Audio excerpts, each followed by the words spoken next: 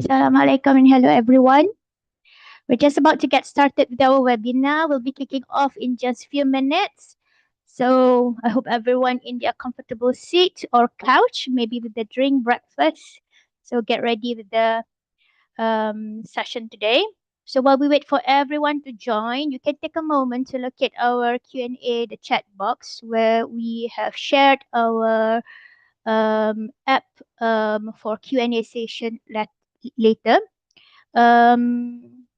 Feel free to use it to submit any questions throughout the presentation, but we will discuss it at the end of the final presentation, yeah?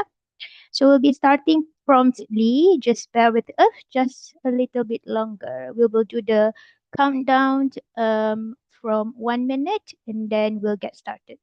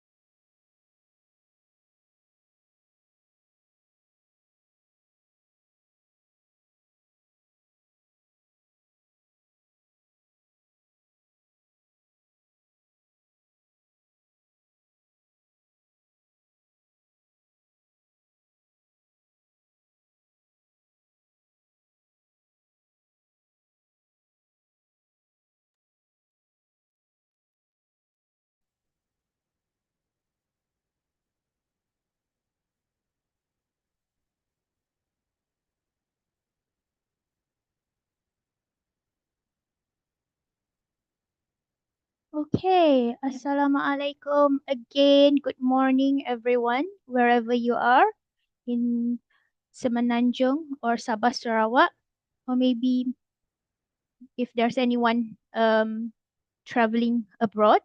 Okay. Can everyone hear me?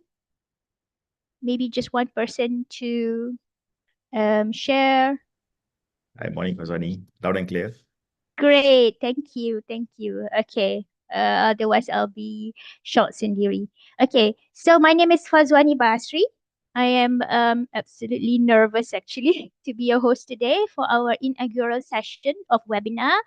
It's a PeriOp Matters, a webinar series. So today we'll be covering a topic, perioperative medicine towards improving surgical outcomes.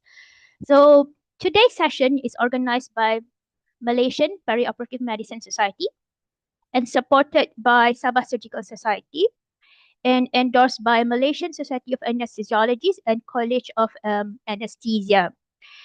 So thank you to all the supporters, the society's endorsement. Before we dive in, let's quickly cover some housekeeping view. So all the participants' audio, visual, and raise hand button will be disabled, okay, to allow a smooth running event. And for the questions, we highly encourage you to ask questions throughout the webinar. So use the Slido app to ask questions, and there will be a dedicated time for the Q&A for the discussion at the end of the final presentation. And yes, the turn off your video, and yes, we are live now on YouTube channel. So in case you are got disconnected via the Zoom and unable to re-enter for some reason, so please visit our YouTube channel and there's still please log in so that you can still communicate and ask questions through the chat box in the YouTube channel, and then our organizer will help you with that. Okay, so let's move on with the introduction about our lectures today. We got a fantastic session lined up, and we'll be delving into an overview of perioperative medicine and a little bit introduction about the society by myself.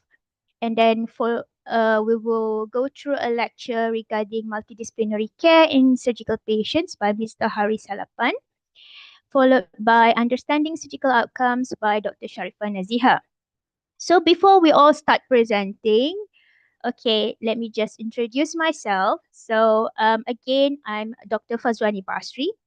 I am currently President-elect for Malaysian Perioperative Medicine Society. But by profession, I am anesthesiologist and perioperative specialist currently working in Hospital Kuala Lumpur. I had my master's training in anesthesia from University Kebangsaan Malaysia, and recently did my fellowship in perioperative medicine in University College of London in the UK. I think that's a brief introduction about me. That should be enough.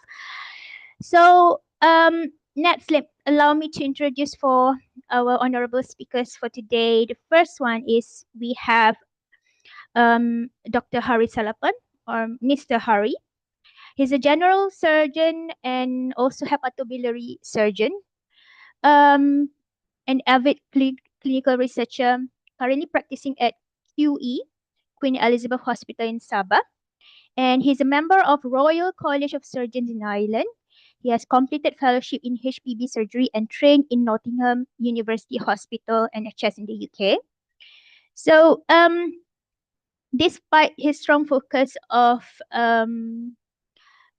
surgical skills in general and HPB surgery, his main interest is also towards minimally invasive techniques and optimizing perioperative and patient-centered outcomes. So Mr. Hari is a dedicated surgeon in advancing medical knowledge through research and training. Okay. Then our next speaker is we have Dr. Sharifah Naziha. Okay, she's a consultant anesthesiologist, currently practice in Hospital Chancellor Tuanku Mukris, University Kebangsaan Malaysia in Cheras, Kuala Lumpur. Her main interest, she's well specialized, well versed in perioperative medicine and advanced hemodynamic monitoring. She's a great teacher, a great tutor, and a great leader. She's currently a clinical lead for enhanced recovery after surgery program for major HPB for the hospital. And also she is an examiner for the postgraduate students for anesthesiology. So,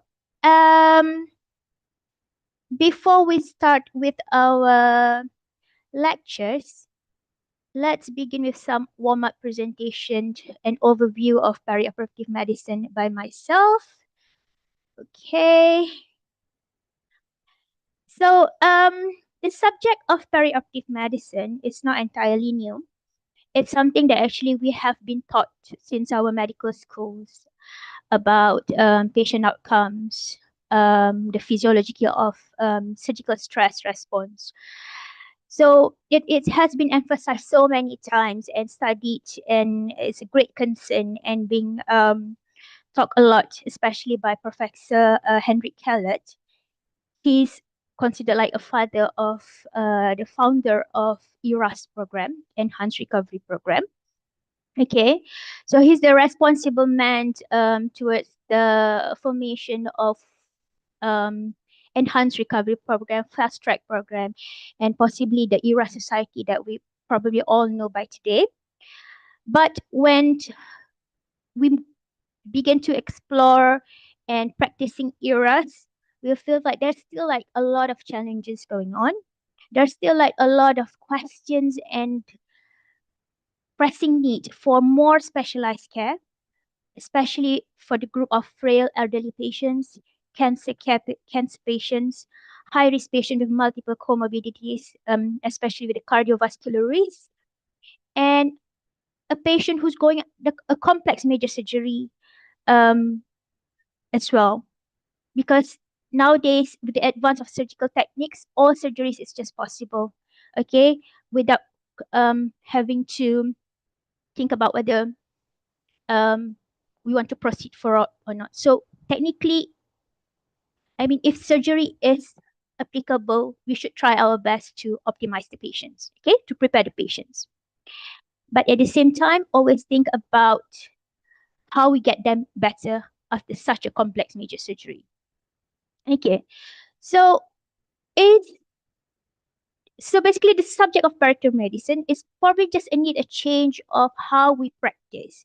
So it's definitely we need change in the way we care about our patients. So we need a practice that is patient-centered, multidisciplinary, integrated from the moment patient is contemplated for the surgery until their full recovery, not just discharge from hospital but at home. So there is a need of a clinical lead in every hospital to conduct this model of care, and definitely need a working group to suits the agenda of multiple disciplinary involvement. Okay, so is it a subspecialty or is it just a working group with people sharing same interest? There's a cross-sectional survey done by Australian and New Zealand's College of Anesthesiology. So there was one part of the question talking about where people, clinicians, like healthcare professionals, can get their training about preventive medicines. Okay, so out of the 208 respondents, the results was almost split into half. Okay, less than half thinks that the subspecialty should be gazetted and trained by anesthesiologists. Slightly more than half think that it's still a training that should be conducted by a joint faculty with other clinical areas. Okay, let's not debate too much about that. Anyway, it's there are a lot of subjects that need to be addressed in perioperative medicine from the moment of preoperatively optimizing patients, prehabilitations, intraoperatively with the surgical skills and balanced anesthesia, postoperatively, how we mitigate the further post-op complications risk, and how we plan their discharge.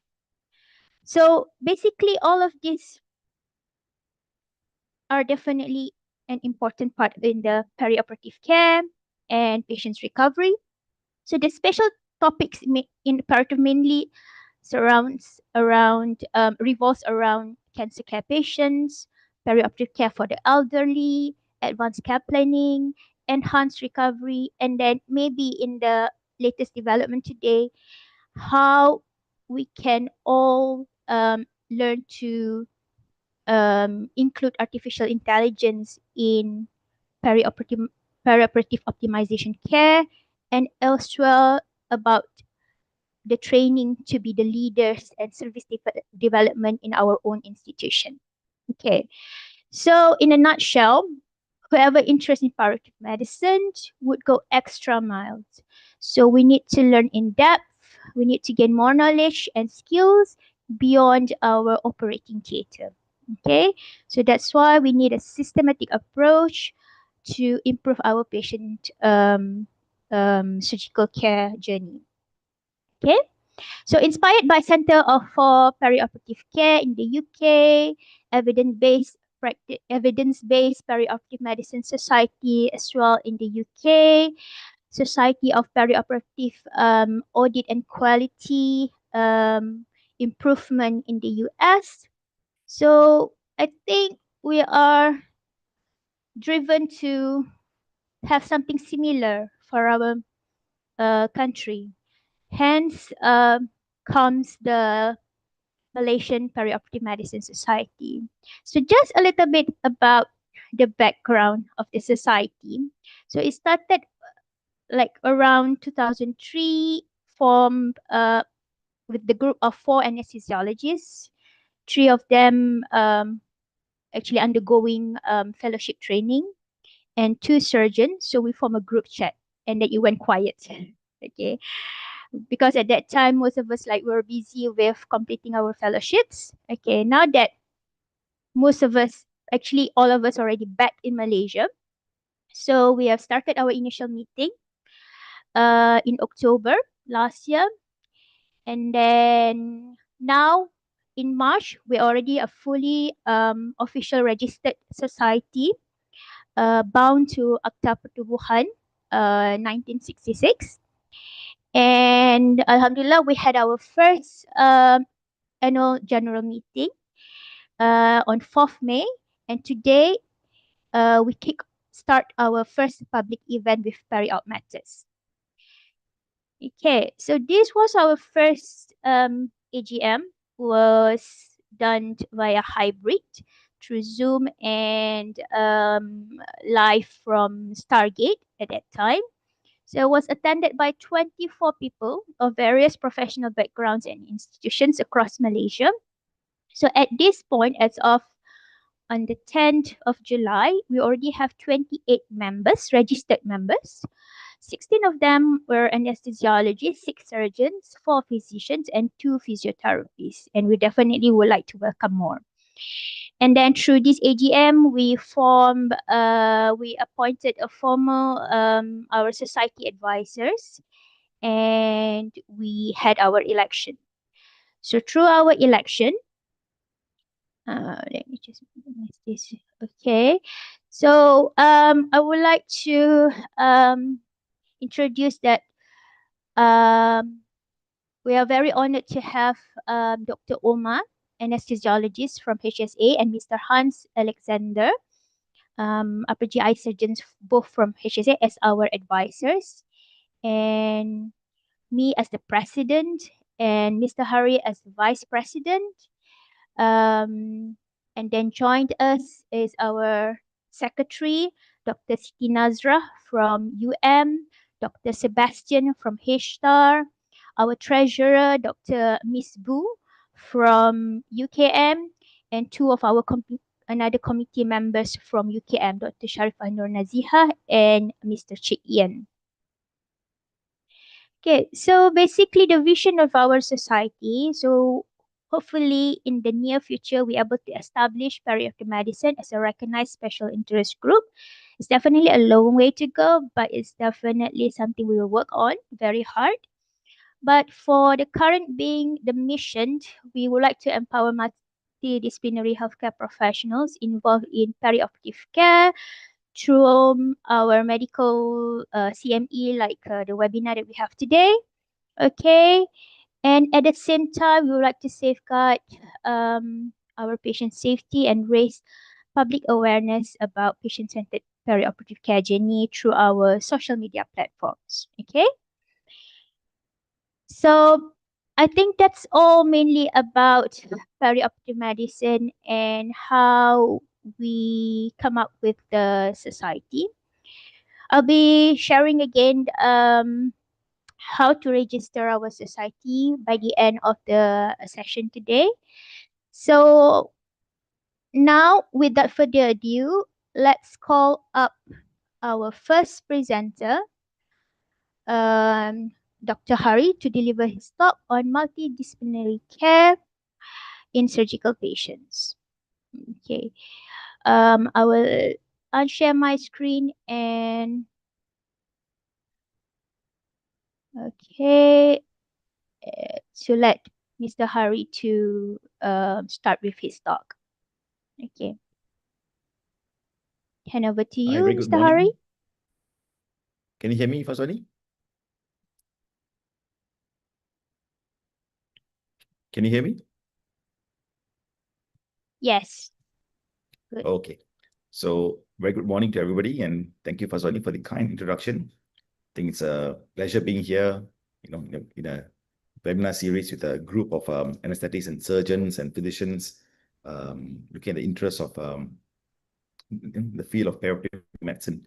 So, just give me a few minutes while I set up my presentation.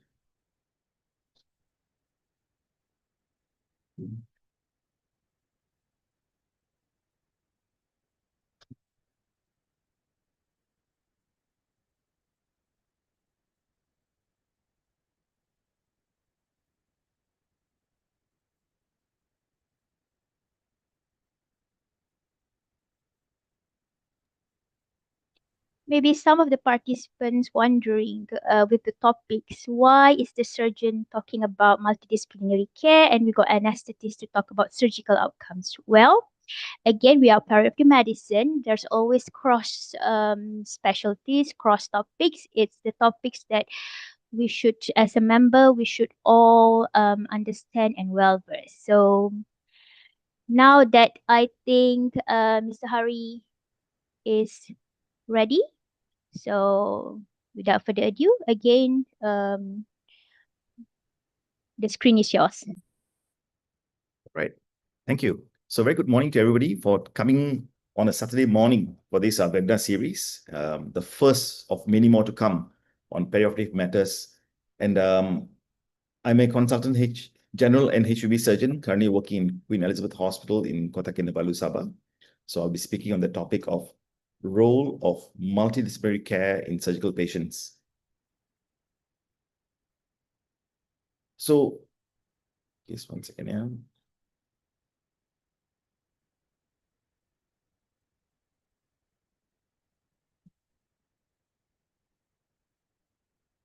Right. So before I begin, I'd like to just share two case scenarios, right? Just to get it all started. So basically, the first case, I have a 50-year-old gentleman, an active smoker, BMI of 50, with metabolic syndrome, with background history of diabetes and hypertension and OSA. He has a sigmoid colon tumor and is currently planned for a laparoscopic anterior resection. All right, don't dwell too much details into the case, but just general overview about general cases that we tend to face.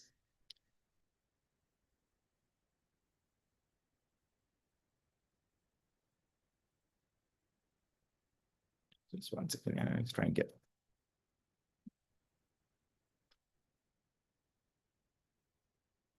Sorry, having a bit of issue with my.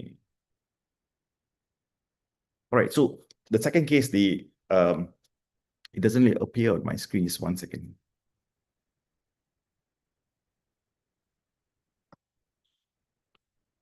I'm just going to stop sharing and reshare it again. Just one moment.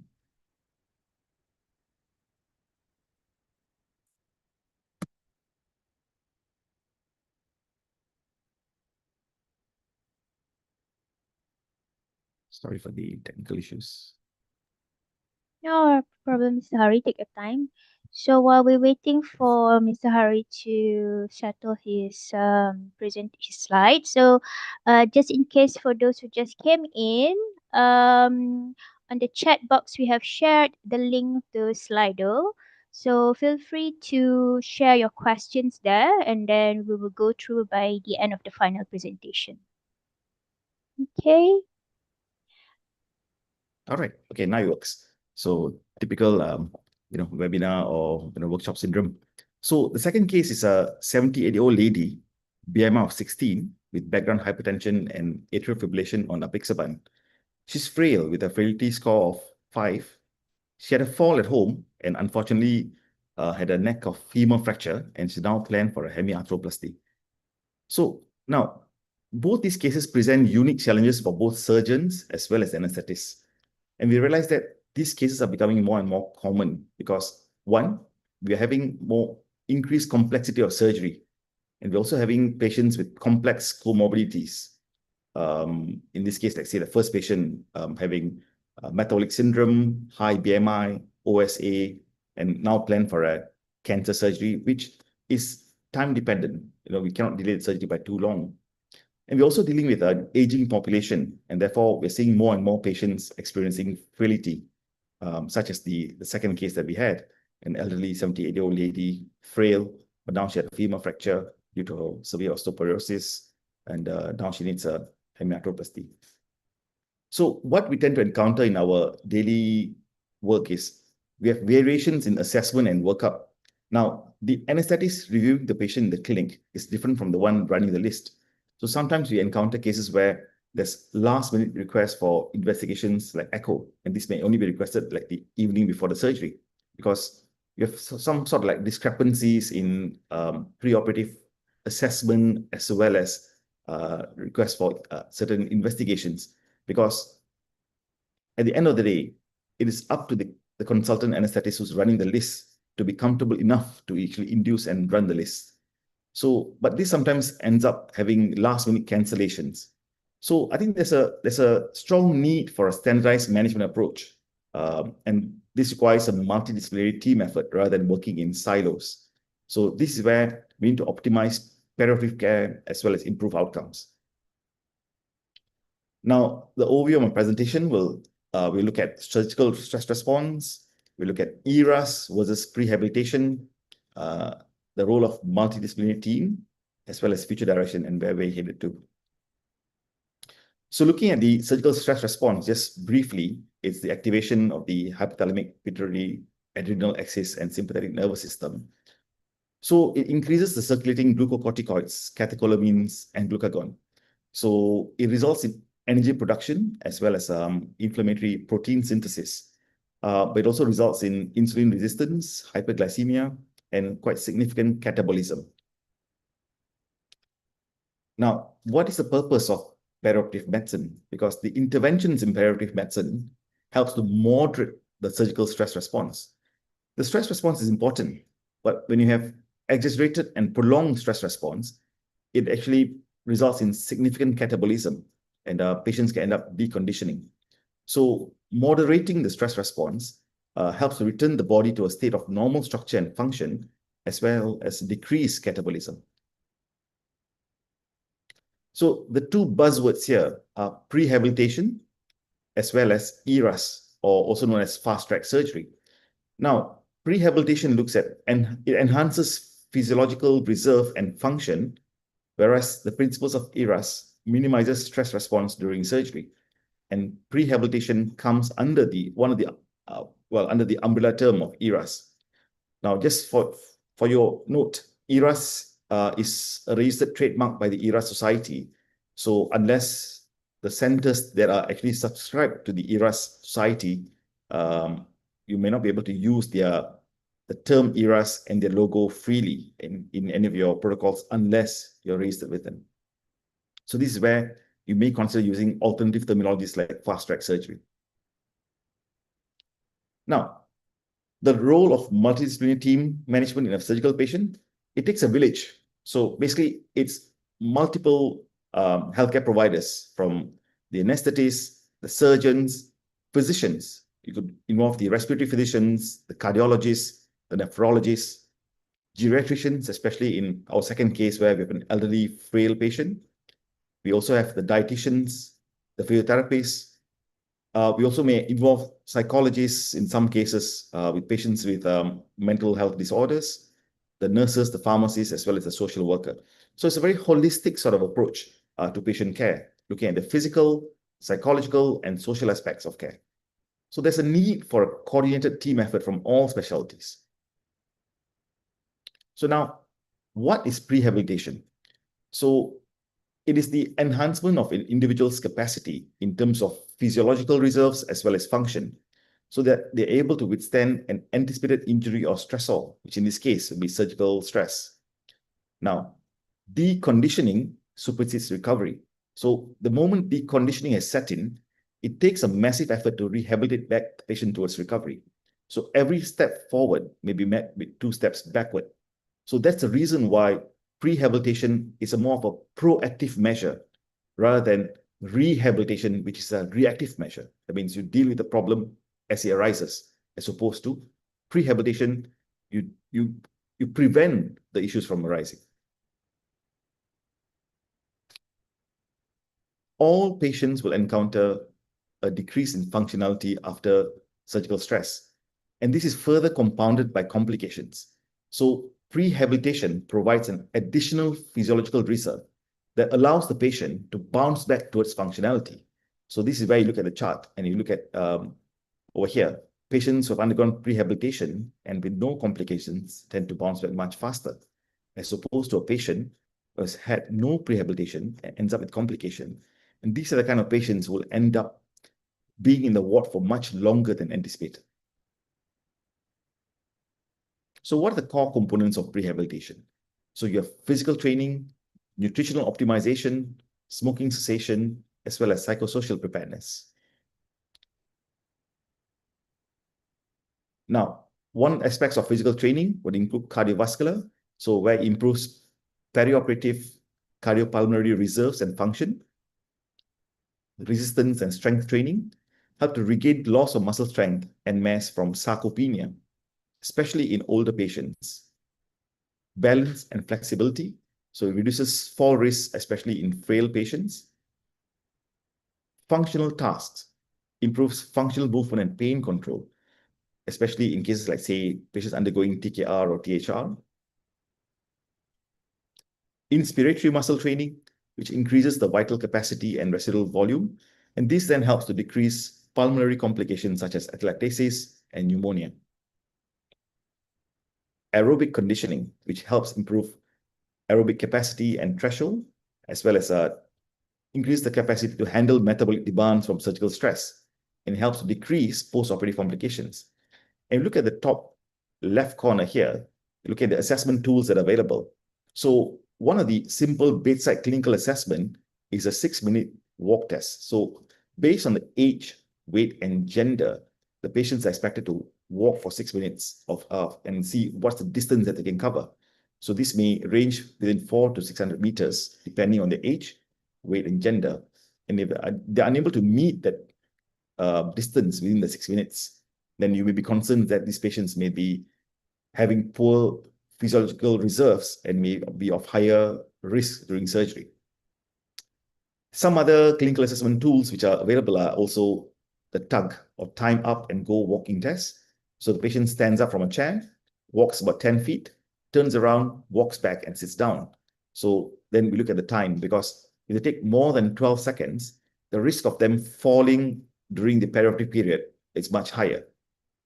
And you have other tests like, say, the chair-based test, where patients do a 30-second chair stand with the arms folded. And so you see how many times can they do it within 30 seconds. So if they're able to do more than 12 to 14, below which there's a higher risk of fall. A more objective assessment of this would be a CPAT test, so a cardiopulmonary exercise test. But this is not commonly available in all centers. And this measures the aerobic threshold.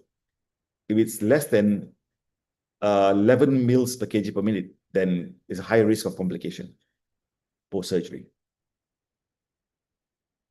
Next, we move on to nutritional optimization, because malnutrition increases post-operative complications and length of stay. So based on the Aspen guidelines, you require about 25 to 30 kilocalories per kilogram of idle body weight, about 7 to 14 days before surgery. And this includes high protein diet as well as immunonutrition. So because there's an elevated protein requirement during the perioperative period, especially during and after surgery, because of the production of cytokines and acute phase proteins, and increased protein in the body also helps with wound healing as well. In terms of immunonutrition, the role of arginine, omega-3 fatty acids, and antioxidants, especially there's a role in malnourished GI cancer patients, and helps to decrease cellular immunity and improves the phagocytic activity of the polymorphonuclear cells, and helps to reduce acquired infections, surgical site infections, and length of hospital stay. Preoperative carbo loading helps to decrease the insulin resistance and during the catabolic state. Sip still stand. So prior to this, in some centers, patients are kept fasted for 6 hours prior to surgery. But some centers, they're moving away from that because patients will then be in a fasted state, increased catabolic state. So one of the initiatives were sip till stand, which will be patients are allowed solid food 6 hours prior to surgery. They're allowed unlimited clear sweet drinks 2 hours prior to surgery, and they're allowed to sip clear fluids about a cup, 170 mils an hour until they're called to theatre. So this improves the patient's experience and reduces the catabolic state. Refeeding syndrome is another key thing to watch out for and to identify patients at risk, because these patients require electrolyte monitoring, especially the potassium, magnesium, and phosphate levels, and also for a gradual increment in caloric intake, as well as timing supplementation. One other factor to consider is pancreatic enzyme replacement, especially preoperatively in pancreatic cancer patients, as well as chronic pancreatitis, as well as for post-op in the post-pancreatic resection patients. So nutrition itself addresses the issue with sarcopenia. For these are especially prevalent in patients with advanced age who are frail, patients with cancer having cancer cachexia, those with gastric outlet obstruction resulting in malnutrition, or those with diseases such as Crohn's disease, or even chronic pancreatitis, where they have malabsorption and resulting in sarcopenia and malnutrition.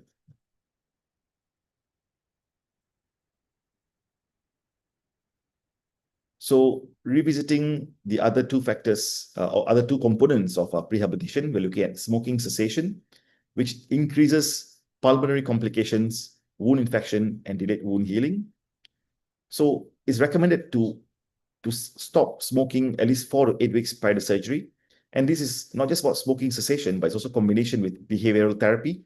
So you may want to include or get your psychologist or psychiatrist on board as well. And there's also a role of nicotine replacement as well. And a lot of centers in Malaysia, including the Ministry of Health and Ministry of Higher Education, they may have a stop smoking or smoking cessation clinic where you can refer the patients to. In terms of psychosocial preparedness, some patients will experience anxiety and depression as a baseline because of their background mental health status. Or some of them may develop in some form of anxiety in anticipation of a major surgery. So this, as an overall picture, it delays wound healing, reduces compliance to medication, including post-operative analgesia, which leads to increase in length of stay and functional limitations. So psychological interventions, especially in cancer surgery, has been proven to improve immune function as well as quality of life. Now, moving on from prehabilitation to ERAS or fast-track surgery. So what are the core components of ERAS? So we have pre-admission, preoperative, intraoperative, as well as post-operative components. So for pre-admission, it includes patient education and counseling. So it's important to engage the patients and the family and set expectations, what to expect, how major the surgery is, how is a recovery time frame like. So when the patients are aware of all this, it makes the recovery much faster because they anticipate in terms of having to deal with pain, bearable sort of pain, having to deal with being fasted for prolonged periods perhaps, or because the main concern for patients would be when can I start eating. So once you've set the expectations from the onset, it makes post-operative recovery much better and patient compliance easier as well. And next bit on prehabilitation, which we have gone through. Patient blood management. So some of the patients may have anemia, either because of a cancer or background comorbidities. So it's important to identify the cause for the anemia and manage the anemia proactively. And besides just transfusion, so some of these patients will require preoperative parenteral iron or even enteral iron supplementation. So this minimizes the need for blood transfusion. There is also a recent Malaysian CPG on patient blood management that you can look up as well. And nutritional optimization, which also went through under prehabilitation, optimizing comorbidities, including minimizing cardiac risk, optimizing lung function, and blood sugars, as well as blood pressure. And the last bit, anesthetic and risk assessment. So there's an important role of the anesthetist in assessing the risk, as well as planning for the anesthesia plan for surgery, and explaining this to the patient, and using cardiac risk score and identifying high-risk patients. And there are certain scoring systems which are available to identify certain post-operative complication rates, as well as post-operative deconditioning, especially for older patients. So one of the available scoring systems available is the NSQIP, which is available on the American College of Surgeons website. It's free for all. You can input the patient's details in terms of the comorbidities, the age, gender, and the type of surgery patient is going for, and gives you a breakdown of what are the potential complications that patient will encounter. And it's a bit more tailored to the patient. And that's based on a large population study, but it's based on an American population study. And for pre-operative, that means just before surgery, upon admission. So fasting optimization. So we spoke about the sip till send, the carbo loading, and prescribing patients complex carbohydrate drinks 2 to 4 hours prior to surgery. No or selective bowel prep. So bowel prep only in selected cases. The use of antibiotic prophylaxis at induction, thromboprophylaxis can be given 1 dose 12 hours prior to surgery.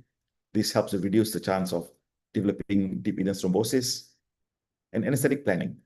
So there's also a role of preemptive analgesia in some surgeries. So where the patients may be prescribed, let's say, paracetamol or pregabalin before the surgery itself. This helps to modulate the pain control during and after surgery. And also planning in terms of the use of regional anesthesia, including the use of the tap catheters, as opposed to the trend that's shifting away from use of thoracic epidural analgesia. And the avoidance of opioids, which has a big role, especially in abdominal or GI surgery, because opioids patients tend to develop ileus, postoperative nausea, vomiting, and this delays patients' recovery.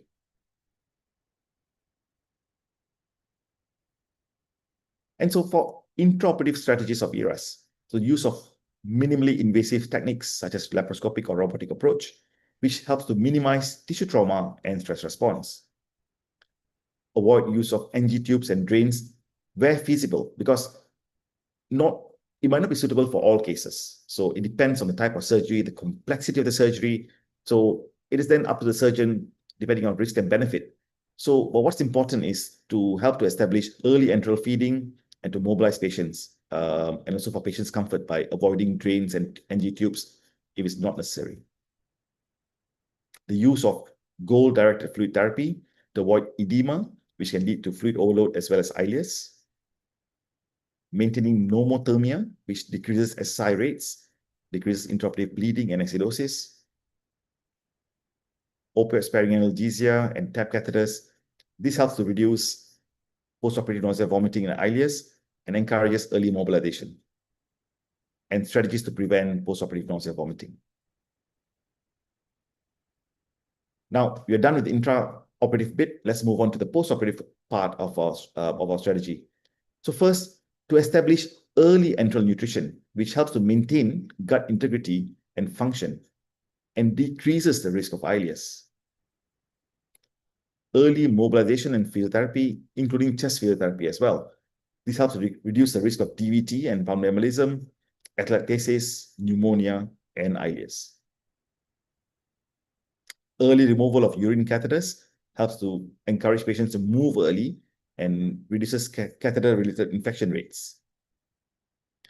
The use of multimodal analgesia, once again, avoiding opioids, which is related to ileus and post-op nausea vomiting. So there's a shift in trend away from thoracic epidural to techniques like regional blocks, tap catheters, interfascial catheters with LA infusion. Like in our center in Sabah, for all our HPV patients, they actually undergo, for open surgery, they receive bilateral tap catheters, so interfascial catheters with an LA infusion for 48 hours to 72 hours. And we've seen significant improvement in the patient outcomes.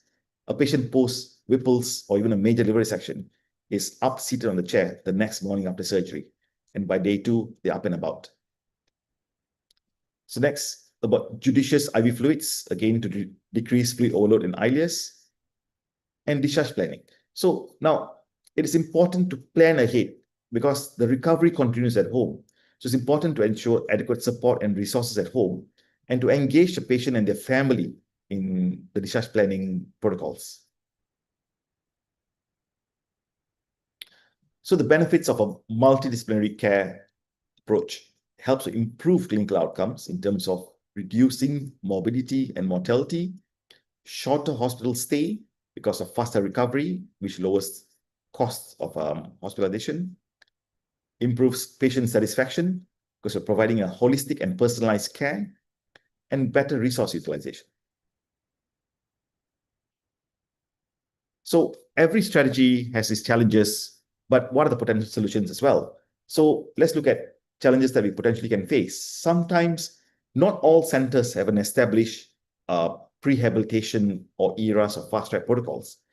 So when you want to start implementing such protocols at your hospital, you may encounter resistance to change because sometimes we tend to have this very siloed approach to patient management. So I'm a surgeon, I just operate on the patient. I'm an anesthetist, I just give gas. As long as the patient can be extubated and sent back to the ward, I'm done. So whereas when you start working in this siloed approach, it's not optimal for the patient outcomes.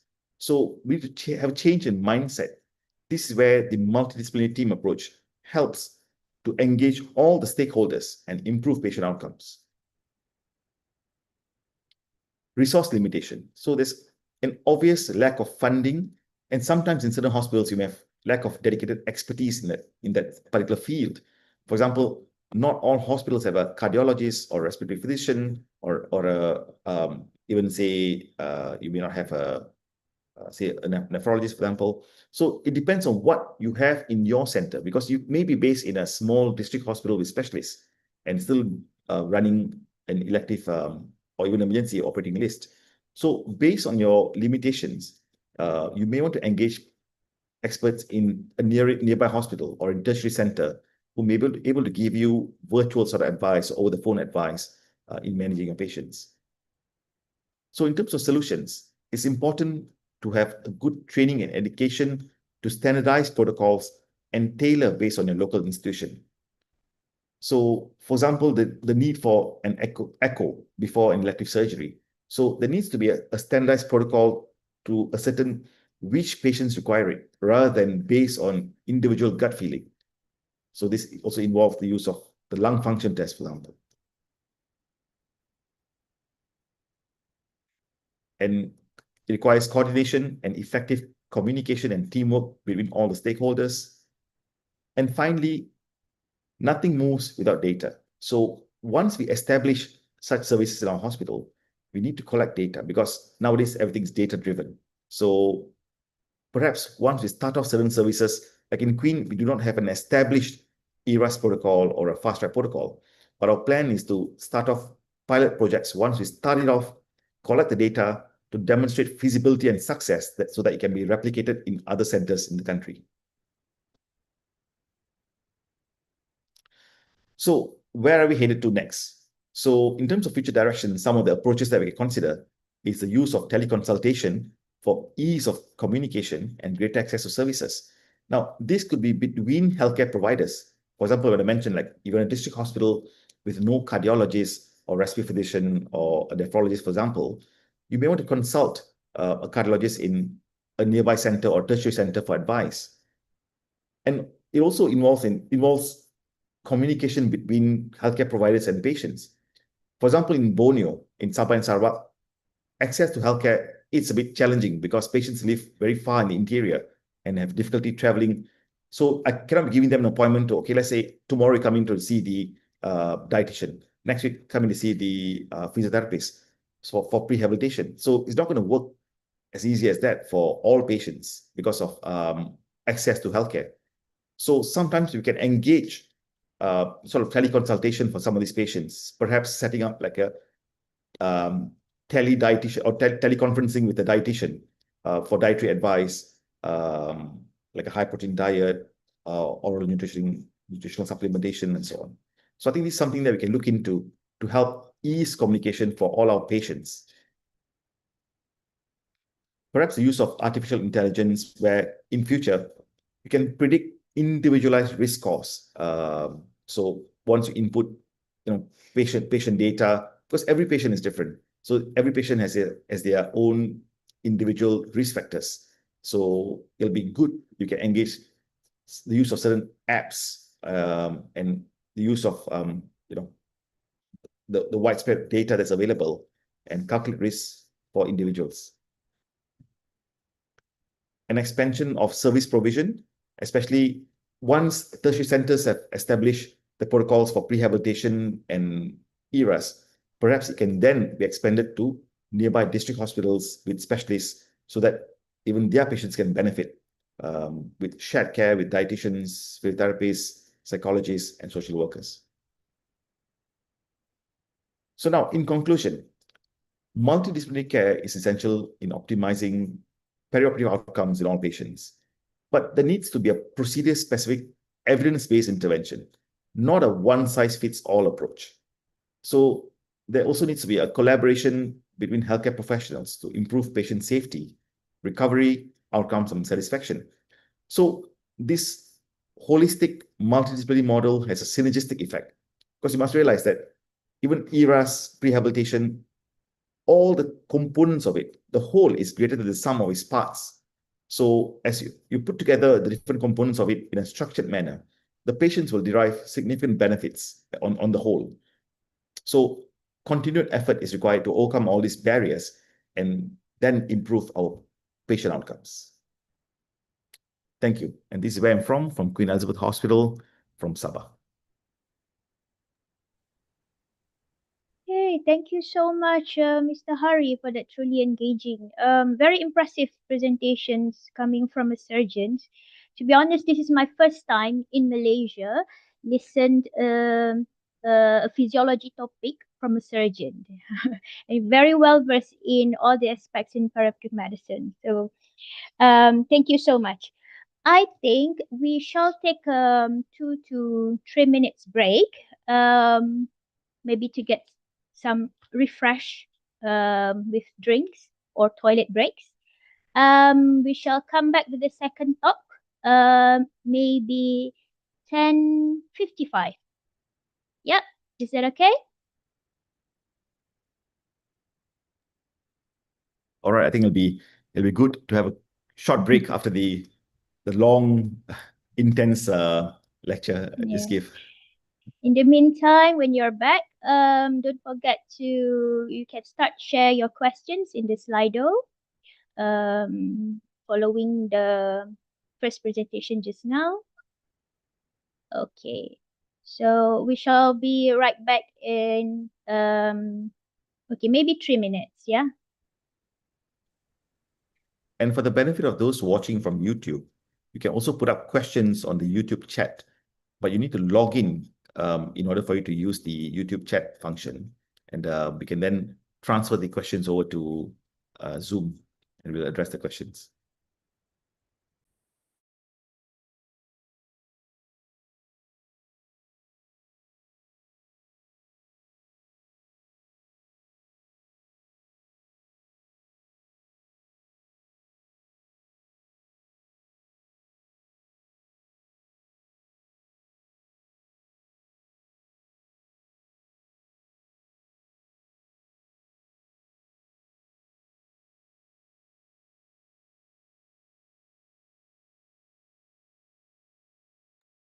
In the meantime, maybe we can get Dr. Sharifah Naziha to get ready with your slides. I think you're allowed to share your screen now.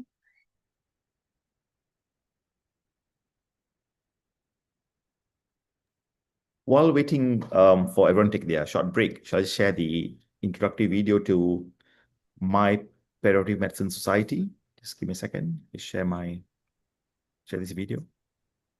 Just a short 1 minute video.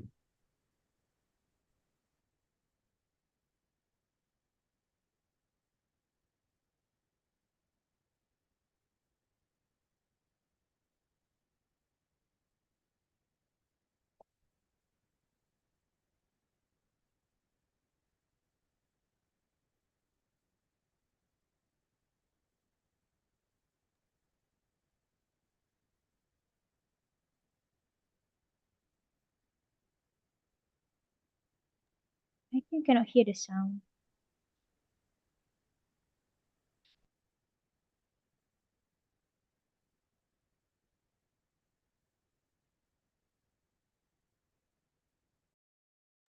Sorry, can you not hear the content of the video? Yeah, I think you need to share the sound. Just 1 second. From the share option, there's a share sound. Yes.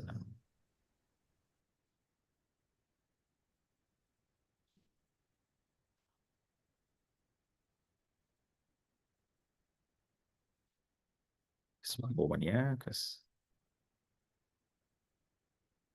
Okay.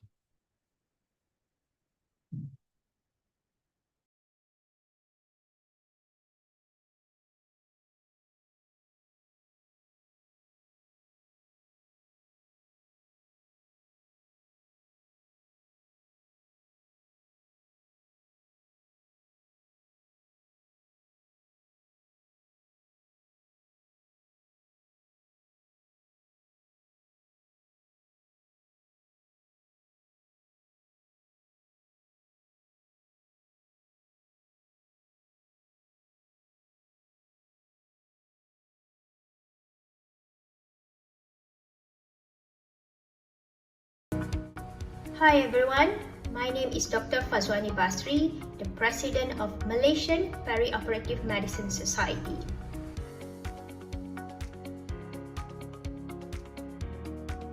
We are a group of medical professionals working across Malaysia. We share same interest in delivering the best care for our patients to go through before, during and after the process of surgery.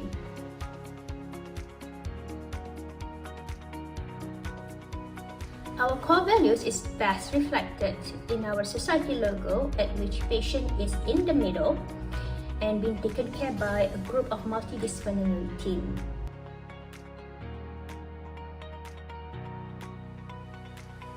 We hope this society brings a new paradigm in the care of patients who need surgery, minimizing the gaps of information between clinicians and patients.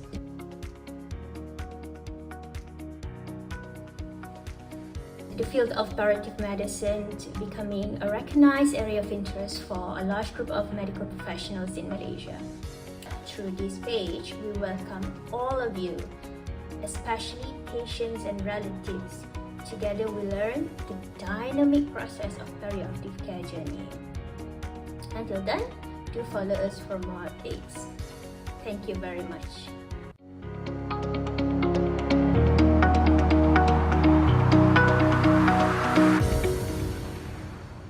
Okay, I'm back again. Thank you, Hari, for the video. I think we should continue for our second talk.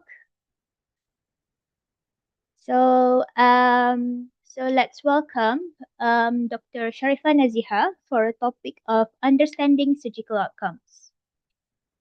Okay, whenever you're ready.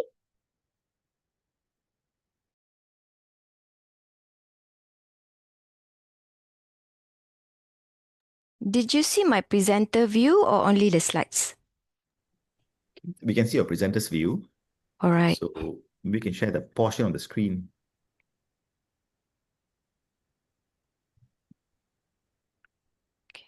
Once portion of the screen. Click and drag the green box. What do you see now? We see part of the slides and part of the Okay. presenter's view. You should adjust the green box on the presenter's. All right, portion of the screen. Then once you click on that, you'll see a green box that appears on your desktop or your laptop screen. So you can adjust that.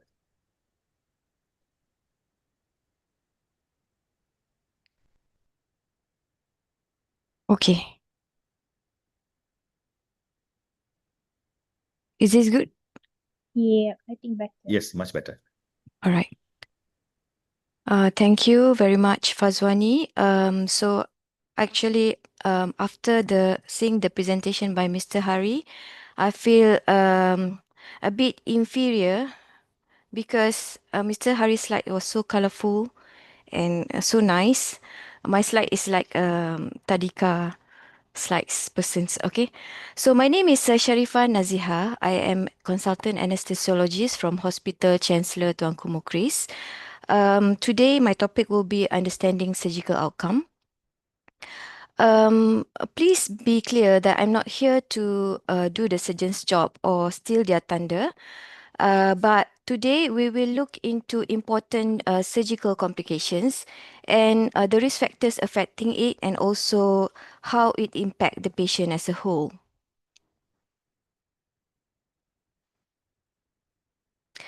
So for today, we embark our baby steps of our 1,000 miles for advancing education in perioperative medicines. So what are surgical outcomes? Surgical outcomes refer to the data regarding operation results, including information about mortality, morbidity, recovery times, and also readmission rates. So it can be divided into a clinical outcome, um, patient-reported outcome, functional outcome, or patient satisfaction. So for clinical outcome, the objective measures like mortality, complications rate, hospital stays are the main outcome. For patient-reported outcome, it looks into patient's perspective of health, pain, and also functional status, and also the quality of life. Functional outcome looks into how the surgery impact their daily activities and social roles, and patient satisfaction measures the overall surgical experience.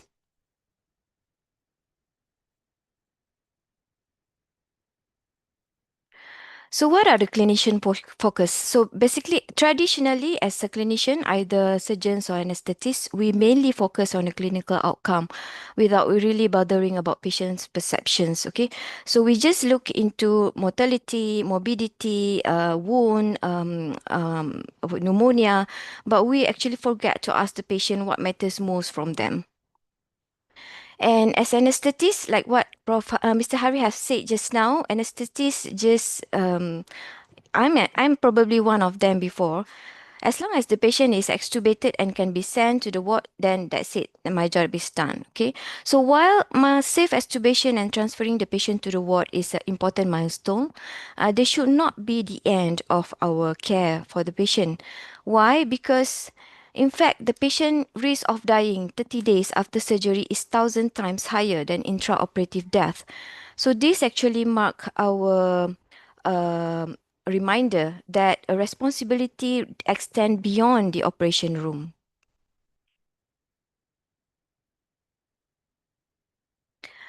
So post-operative complications is a major concern. Why? Because worldwide, post-operative complications are the third most common cause of death in most countries, and the impact of mortality due to post-operative complications is comparable to cancer. So as you can see from the graph here, it shows that the post-operative death account for the third most common cause of death following ischemic heart disease and also stroke. So ironically, we do the surgery for cancer patients so that the patient can be cured and to improve the survival. However, the complications from the surgery actually can cause death. So it is estimated that around 4.2 million people die within 30 days of surgery each year. So this is an important study. It is a prospective cohort study in 27 countries across the world, including low, middle, and high income. From this study, there's some important conclusions that we can see. Number one is 1 in 6 patients experience a complication before hospital discharge. And unfortunately, among those who had a complication, 1 in 35 subsequently die without leaving the hospital.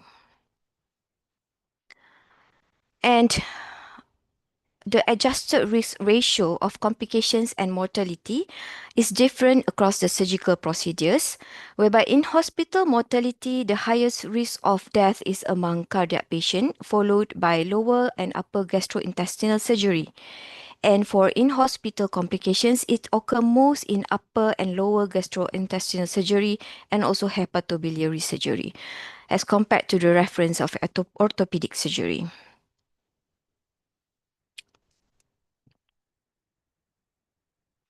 And when we compare between the low and middle income countries, there not much of difference between the mortality. However, mortality following complications is higher in low and middle income countries compared to the higher income countries. So now I will just illustrate a bit or just explain on the classification of surgical complications. There are a few classification of surgical complications. So Clavin-Dindo is one of it, and the others is a complications index, which is a bit more difficult to measure, but it is more comprehensive. But Clavin-Dindo is well accepted and also easy to use. So it divides the surgical complications in from 1 to 5, which grade 1 means any deviation from a normal post-operative course without need of pharmacological or surgical treatment or intervention. For example, patient with atelectasis post-surgery who just requiring a physiotherapy. Grade 2, requiring a pharmacological treatment. For example, infection that requiring additional antibiotics.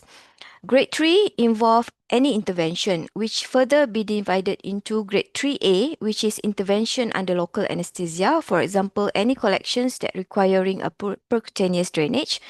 And grade 3B is intervention need to be done under general anesthesia. Grade 4 is a life-threatening condition and frequently requiring intensive care management, such as grade 4A is a single organ dysfunction, for example, a renal injury requiring dialysis, and grade 4B is a multi-organ dysfunction, and grade 5 is the death of patient. So you can see across many studies, a lot of studies actually using a Clavin-Dindo classification to measure the complication rates. So what is the impact of perioperative or postoperative complications? I think this is quite logical. First, it impact the recovery period. So among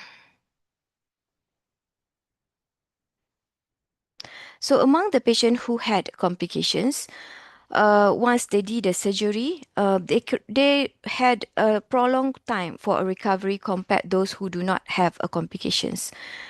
Apart from that, for a cancer patient particularly, the post-operative complications will result in poor oncological outcome. The reason being is because any type of complications, for example, wound infection or myocardial infarction, will cause a delay in return to intended oncology treatment, either chemotherapy or probably radiotherapy. So this will reduce the recurrence-free survival, hence reduce the overall survival.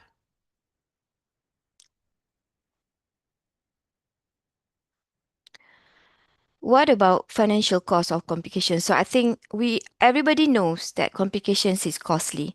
So one of the meta-analysis, a systematic review that looking into the health economic implication of the post-operative complications in the liver resection surgeries, it shows that numbers of complications and costs increasing with cost of complications increase with the numbers of complications. Okay, so if you have 1 complications compared to 4 complications or more, the numbers increases.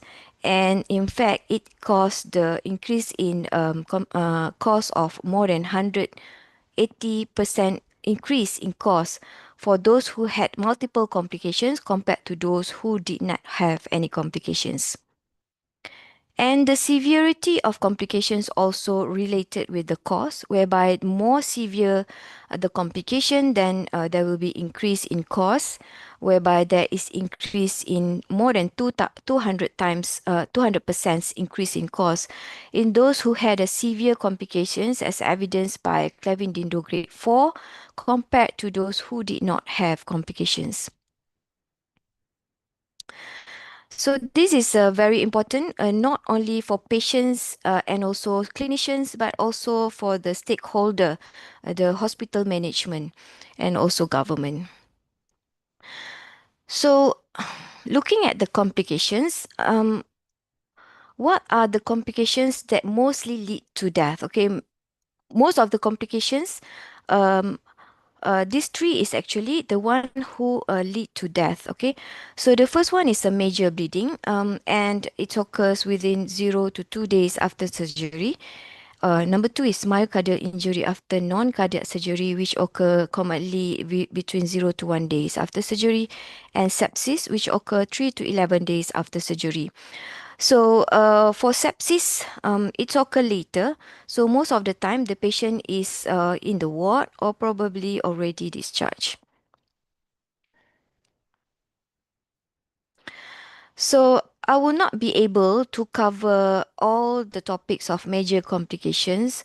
So I choose few complications that I think important. However, all the complications and major complications that I been mentioned is actually important. Okay. So first one is bleeding.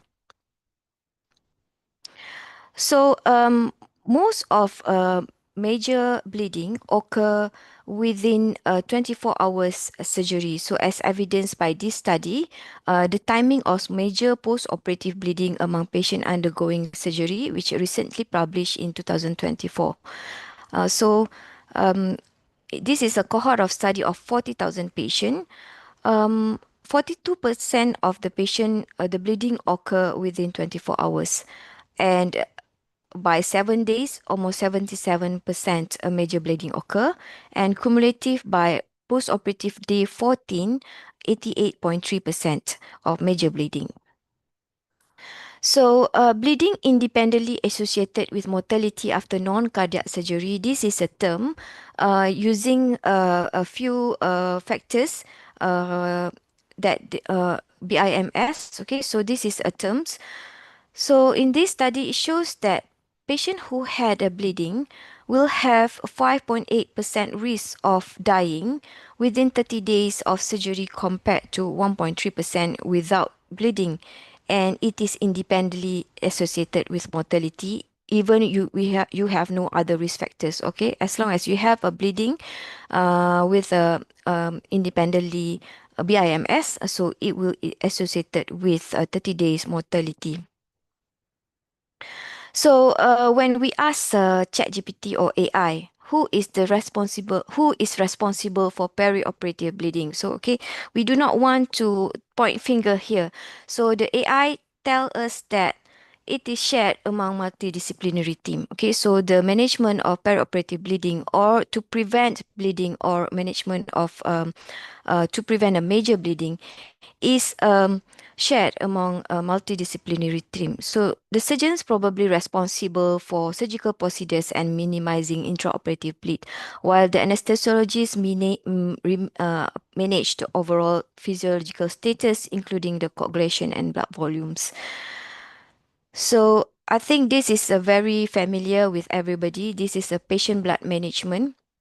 So the management of major bleeding does not occur during operation itself. It occur before the operation. So it occur pre-operatively, whereby it is a responsibility of anesthetists, surgeons, and also the physician to detect and investigate and treat the anemia. So we know that iron deficiency is very prevalent and it is treatable. So the treatment of iron deficiency anemia become a paramount important prior to any surgery. Okay, and to minimize blood loss, a preoperative history and risk stratification is important, and also management of anticoagulation and antiplatelet therapies is also important. And later, we should optimize the physiological reserve of anemia. So by this, we need to optimize the physiological reserve and functional of status of the patient. And this should be done preoperatively. Okay, so it cannot be done within 2 to 3 days before op. It takes longer than that, probably minimum 1 month prior to surgery. Okay, so intraoperatively, I think um, um, um,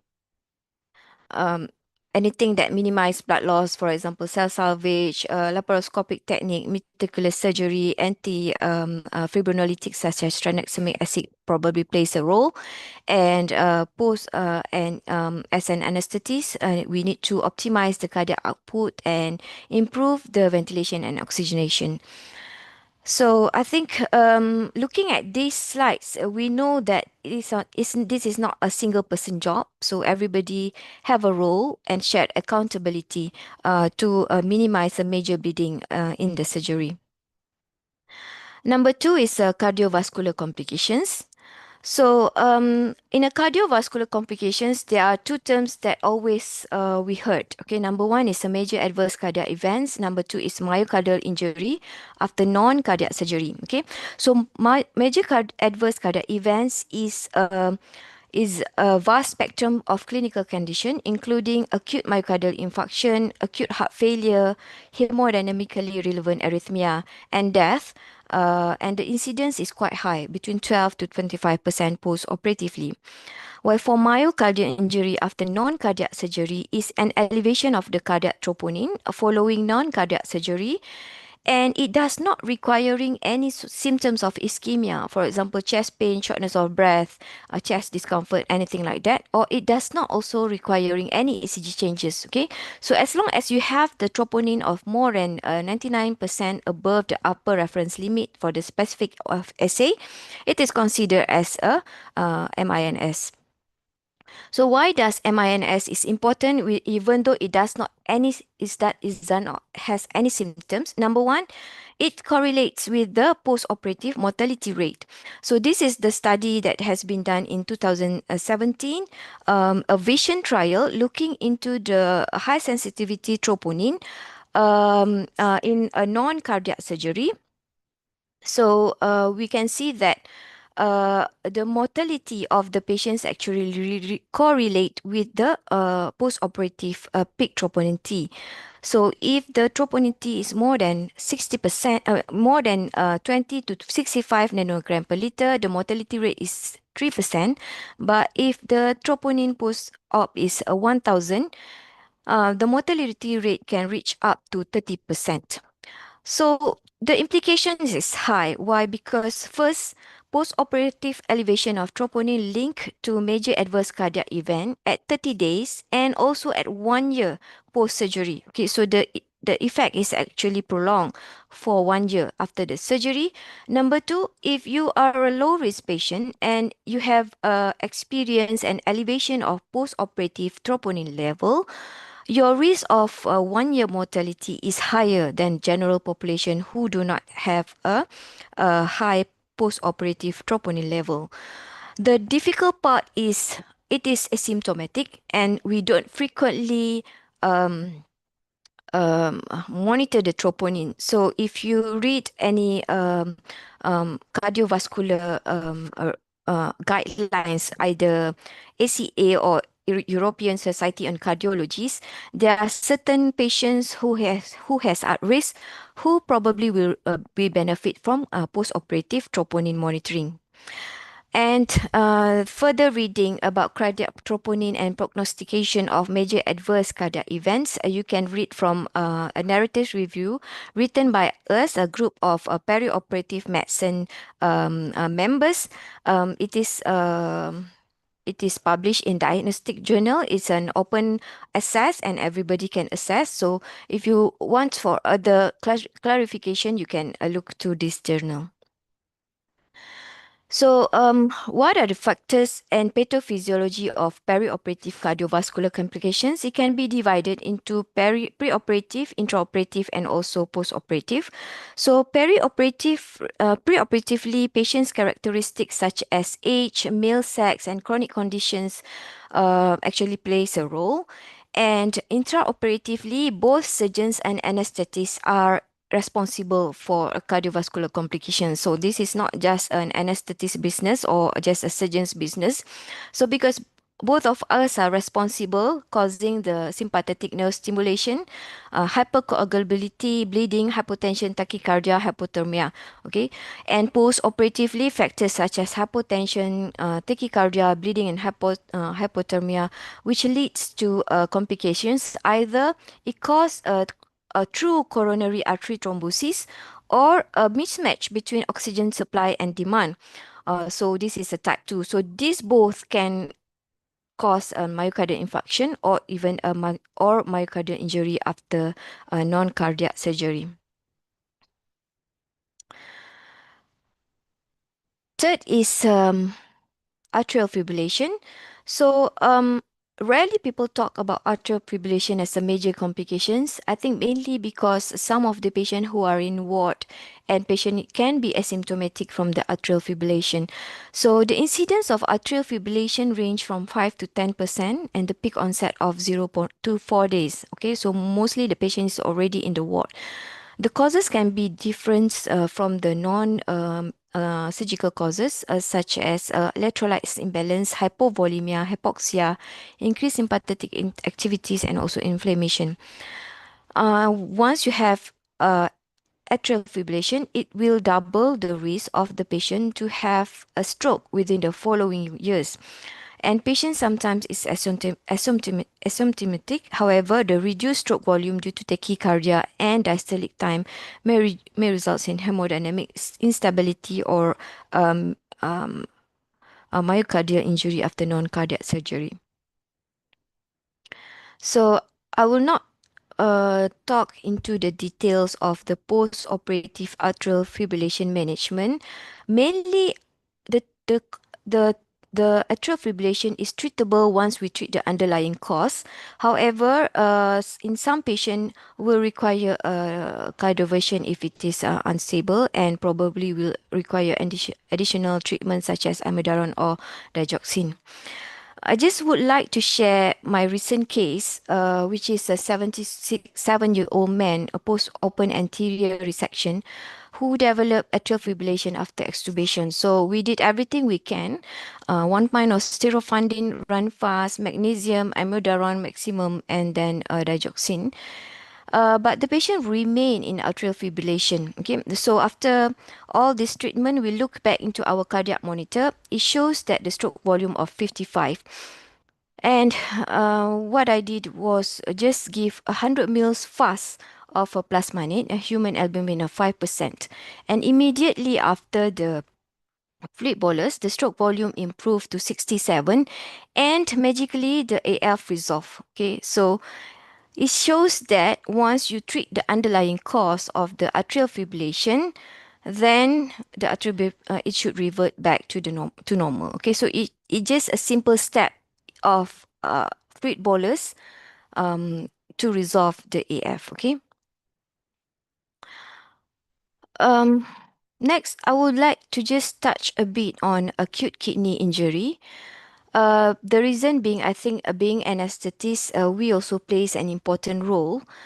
Um, Acute kidney injury among a non-cardiac surgery, the risk is around 1%. Okay, slightly, this is lower than a cardiac surgery.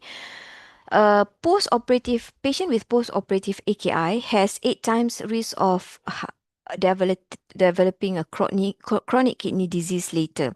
So the etiology of AKI in perioperative settings include the major surgery, sepsis, drug-induced, and also hypotension.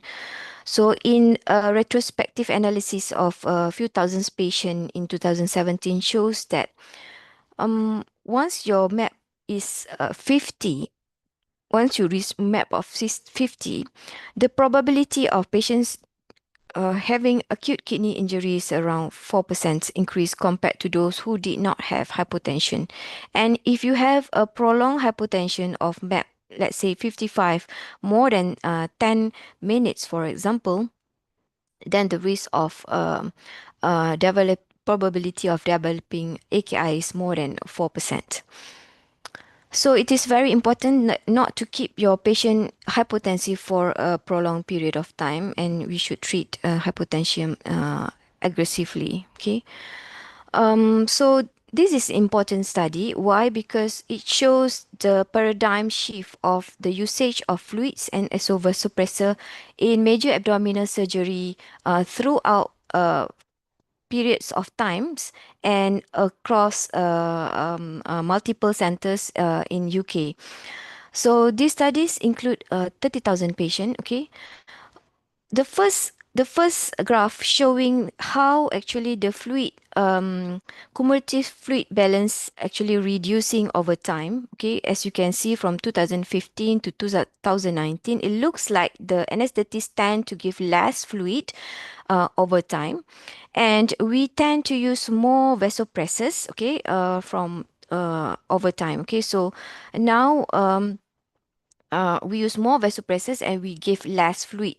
So this is important because fluid treatment is a U-shaped pattern in correlation with the risk of AKI. Okay, so if you use too little fluid, it increase risk of AKI, and if you use too much fluid, also you will have increase in the developing AKI. So anything below 10 mils per kg per hours actually increase the risk of developing AKI. And bear in mind, this is a major abdominal surgery, so this is a major surgery. It is probably different in a low risk surgery or an closed surgery. Okay, and once you reach more than 20 mils per kg, also your marginal effect of developing AKI increasing. So the conclusion is you have a therapeutic window of how much you want to give intraoperatively to reduce the risk of acute kidney injury. The next study that I think is very important because this is a very robust randomized control trial looking into the restrictive versus a liberal fluid therapy for a major abdominal surgery. And I think the idea of this study is because they want to ascertain whether restrictive is better than liberal, because at that point of time, there's a lot of hoo-ha about liberal fluid therapy causing more anastomotic leak, increased incidence of pneumonia, more ICU admission, and etc. So in this randomized control trial, they found out that those in liberal fluid therapy do not have, sorry that you couldn't see the results because it's too small, but the bigger slides here shows there's no difference in sepsis, anastomotic leak, pneumonia, but patient in a restrictive fluid therapy will have more surgical site infection and also more incidence of acute kidney injury compared to a liberal fluid therapy. So the conclusion from this study is modest liberal fluid therapy probably is better, and to guide your treatment than your advanced monitoring may be helpful in a major surgery. So, an operation may be a clinical success whereby you do not have any complications, your normal labs results, but patient end up with a chronic pain or cannot return to work. So they may feel that the outcome was poor. So modern healthcare aims at to balance both between the treating the disease and also preserving the person. So this is where it comes to a patient outcome, a patient-centered outcome. Okay, so our outcome, clinical outcome, probably different from what patient matters most. Okay, first of all, patient must be survive the surgery. Okay, so that they can appreciate the outcomes. Okay, number two, I think the quality of life is one of the importance. Okay, many of the patients do not have the same quality of life following a major surgery, and this actually bothering them, and this actually impact their emotional and functional status. Acute kidney injury, if a patient requiring dialysis, will actually affect the patient functional and patient quality of life, and stroke definitely will affect the quality of life. Surgical site infection cost multiple visits to the hospital for a dressing, for a wound debridement, or requiring a multiple revisits to operation theatres, this probably will impact the patient quality. And maybe as an anesthetist, we only look into nausea and vomiting for probably at most or 1 to 2 days after the surgery. But for patient, some of them may find that severe nausea and vomiting is very devastating, and they can actually be traumatized from the severe nausea and vomiting. And pain is definitely an important outcome because those who had a poor treatment of pain will actually can progress to a chronic pain later, and also a rehospitalization. So, the impact of post-operative complications on long-term quality of life after curative colorectal cancer surgery, looking into a patient perception. Okay, so this is a very important because as a clinician, we will be very happy because the patient is already cured um, from the cancer. But for patient, those who had complications, number one, they had a mean score of physical functioning of low than those who did not have complications, even though both actually had a low physical functioning compared to baseline. So this actually tells you that major operations affect physical functioning even though the surgery is successful.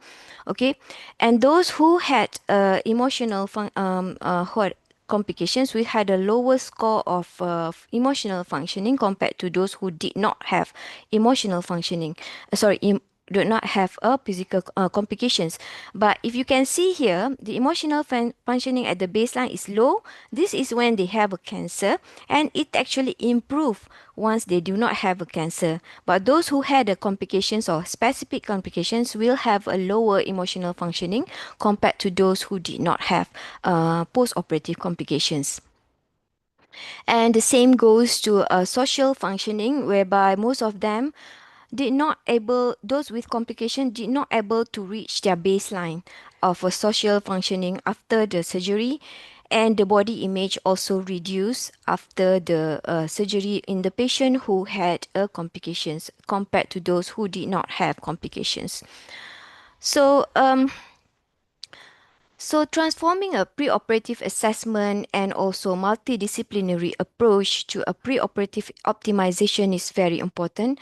So, I'm glad that Mr. Hari did the lecture first because he had shown how multidisciplinary can actually optimize the patient outcome. And the risk factors, we can divide it into non-modifiable and also modifiable. Okay, so non-modifiable is, for example, a surgery type. You cannot actually change the major hepatectomy to a minor hepatectomy in a patient who requiring a major hepatectomy. But probably you can change the magnitude from being a laparoscopic surgery or open surgery.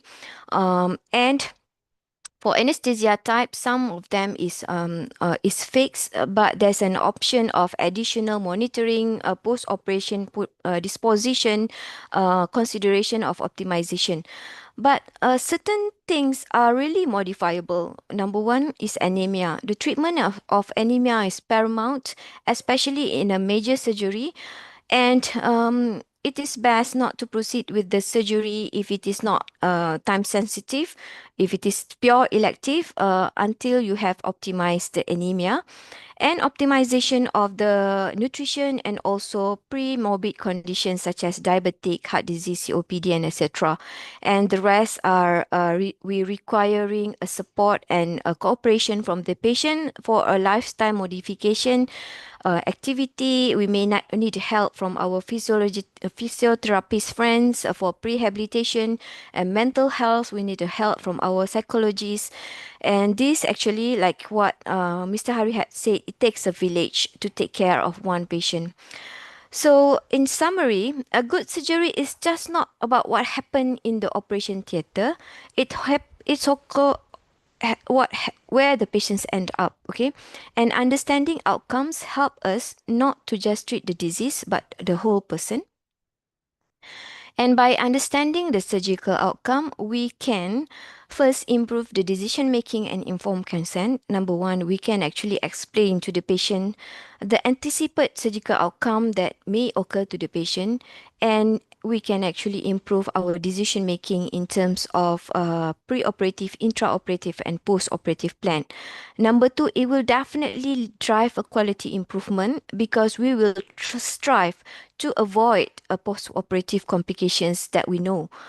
It promotes a shared accountability. So this is definitely not just a surgeon's job or anesthetic job. It is a shared accountability from patients, family, allied health, physicians, anesthetists, and also surgeons. Okay, it supports a value-based care. Okay, so what important to us may not be important to patient. So by identify what truly matters to patient, we can actually support a value-based care. And with that, I think I thank you for this opportunity. Thank you very much. Thank you so much, Dr. Sharfa Naziha. That is a very comprehensive review from a vast covering all major aspects of complications that could lead to prolonged recovery. And then closing with what would be the possible approaches looking at modifiable risk factors to overcome such complications. Okay, so it's definitely by listening to all this content, it does sound scary, but be sure that there's definitely something that we can do about it. Okay. I think we our time flies really fast. It's 11:30, and I think we've got the first question from Jing Hui um to Dr. Naziha. So she got a few questions with regarding myocardial injury after non cardiac surgery. So the first one is can you see Dr. Sharifah the questions from the Slido? So the first question is the how to detect MINS with no pain, no symptoms, and may or may not have the ECG changes. Second one is in which post-op patients would you decide to send troponin for suspicion for in suspicious of MINS? And number three, if we refer to cardio, is it going to be written off unlikely ACS and unlikely for angiogram? And since probably it's not any issue of about plaque rupture or thrombosis. So what will be the next management then? It sounds like a clearance from the cardiologist, but how would take it from there, I suppose? Do we Thank, monitor troponin symptoms and then fluids, and how do we go about that? Yeah, okay, thank you very much, Dr. Jing yeah, that's Hui Fu. Okay, quite a good questions. all Yeah. right. Yes. So, that's the tricky part about myocardial injury after non-cardiac surgery because the patient will not have symptoms and there will be no ECG changes. Okay, but it impact the quality of life and it impact the mortality, morbidity, and post-operative myocardial adverse cardiac events not only after 1 month but also up to 1 year after the surgery. So there is a lot of guidelines actually looking into the monitoring of troponin I or troponin T after the surgery. You can actually look through into the American Heart Association or European Society of Cardiology or Canadian Cardiology Society in a cardiovascular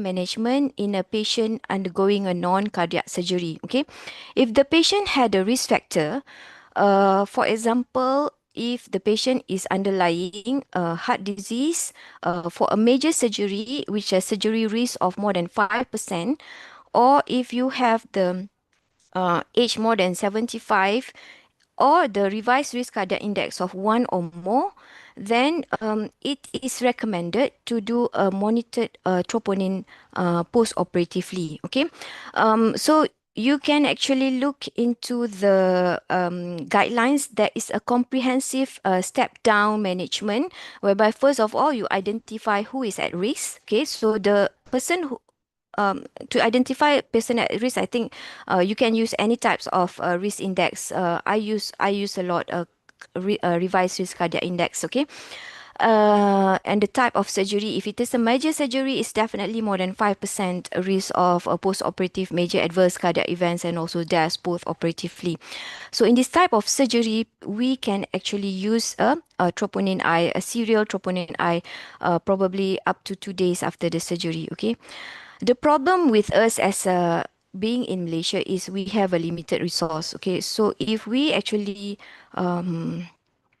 screen everyone who are revised risk cardiac index more than one, I would say that maybe more than 60 to 80% of our patients falls into that group. So my suggestion is to discuss within the hospital settings which is the best. This is to avoid inefficiency in the resource. Okay, the prob MNS, even though it is not, it is can be unlikely ACS by cardiologists, but if the cardiologist is well versed in the MINS, the treatment is actually equal or the same as an ACS. Okay, it probably not the initial anti thrombolytic therapy, but those with MINS who receive dabigatran, okay, following the Vision trial, the same author actually do another study on dabigatran for those who had MIS and between the placebo, and it shows that those in dabigatran group has a lower incidence of post-operative vascular events following 1 year after the surgery. Okay, and the treatment for such as a statin and also aspirin and beta blocker may be helpful in those who had a myocardial injury after non-cardiac surgery. Okay, so it is not like once you diagnose as MNIS, then the patient can be discharged as normal people, because there is a certain treatment that has been shown to be beneficial for the patient. Okay, I think that's my answer for this. There's a little bit extension to the questions by Jane again. So there's a risk of mortality of 1 year post-op due to myocardial injury after non-cardiac surgery means. Then what is it due to? And if it's primary coronary disease of others, because the way she thinks about it is if it's the mortality due to primary coronary issues, then she thinks it warrants for cardio angio intervention as outpatient or post op once the patient stabilized. What do you think about that? I would say that most of the study looking into myocardial adverse cardiac events. Okay, so studies of the troponin looking into the post-operative major cardiac events. So it is the mortality is related to the major adverse cardiac events, and yes, if it is MNS, there is a treatment for it, meaning that it's not something that we can just leave it as it is. There's a treatment that is shown to be beneficial for a patient with MNS, for example, statins and also aspirin. Okay. I think that's well explained. Great answers by Dr. Sharifa. I don't see any more questions than that. If that's the case, if I can ask question maybe to Mr. Hari. Uh, Maybe if we're still in the same topic of surgical outcomes, um, let's say the surgical is a success. Patient is overall at least back to basic physiological needs, able to drink, eating, back on his nutritional needs, and mobilizing, able to go home. How long will you follow up the patients? Yeah. So when you say following up the patient, so it depends on what's the indication for follow-up, because a lot of the major surgeries, they may be cancer surgeries and so on, so which will require long-term follow-up. But it's for a non-cancer surgery, we would normally see based on how the patient does and how major the surgery is, because it could be a major liver resection or a benign disease. So we may see the patient back in the clinic within 1 or 2 weeks to assess how the patient is coping with recovery after surgery, looking back at their wounds, make sure the wounds have healed. And then if there were any issues intra on the perioperative period, for example, with the liver function or with any other issues, then we'll continue to monitor them in the post-op period, during the clinic follow-up. So I think there's no one particular protocol that can apply across board, but it's very individualized to patients. So depending on the type of surgery, depending on the indication for surgery, and depends on their post-operative progress, with any stormy recovery or anything that we need to be concerned about. So the follow-up will then be based on that. Yeah, okay, understood. And maybe if we go back about the involvement of multidisciplinary team. So by practice, I think in every hospital there's a MDT meetings often be called. Okay, maybe in your opinion, when everyone's from different specialties attending MDT meeting, what is actually the best practice values when everyone's giving opinions in the MDT? You know, everyone's comes a very different background, perhaps different expectations, and maybe the different knowledge. So, what is your advice when we shared our opinions and then maybe manage some disagreements or uh, maybe conflicts as well? So yeah, I agree, because when it comes to MBT meetings, because we don't routinely do MBTs for all our cases. All right. So, but there are some complex cases, or say, which we may get input from the oncologist, the radiologist, and then we decide what's the next step moving forward. So for some of these complex cases, I mean, there was circumstances where we were called in and we were told, okay, this patient has a quite advanced tumor, but chemo doesn't really work for these patients. We're asked to operate on these patients. So I think it's quite important to be frank in terms of because from the oncologist perspective, they'll feel, okay, I don't think chemo is going to work for this patient. This patient has a tumor. Can we just take it out? But as surgeons, of course, some can be quite trigger happy to just put a knife on the patient. But it's about whether is it going to benefit the patient in terms of their perioperative risk, either anesthetic risk or the surgical risk itself, or is it feasible for the surgery to be done, or is there a risk of significant blood loss that the patient may actually exsanguinate and bleed on table. So I think there's many factors to look into, and it's good to look into it systematically. And then at the end, discuss this with the patient and tell them these are your options, these are your risks, and let the patient be involved in the decision making. So one such patient that we've had, surgically, it was quite complex, and but because the oncologist felt there's not many options moving forward, but the patient had a lot of other medical comorbidities.